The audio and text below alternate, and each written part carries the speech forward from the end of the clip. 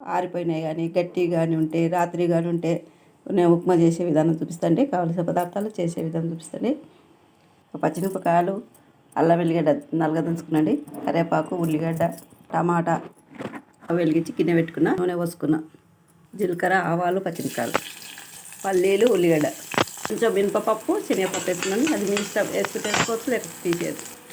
అల్లం వెల్లిగడ్డ, కరివేపాకు, టమాటా, ఉప్పు తగినంత. చపాతీలు ఉంటుంది కదా, తక్కువనే పడుతుంది. రవ్వకు 1కి 2 గ్లాసులు వస్తావు.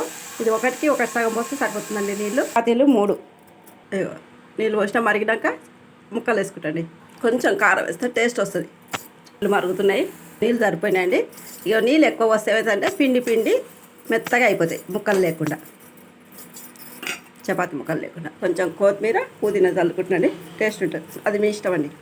స్టవ్ ఆఫ్ చేసిన చపాతీ ఉప్మా రెడీ. నేను చేసే విధానం మీకు చూపించిన, మీరు ట్రై చేయండి. చూసే వాళ్ళందరికీ థ్యాంక్స్. చాలా బాగుంటుందండి. మనము ఏ బాధలున్నా తిండి మాత్రం మానుకోలేమండి. చాలా బాగుందండి టేస్ట్. మీరు ట్రై చేయండి.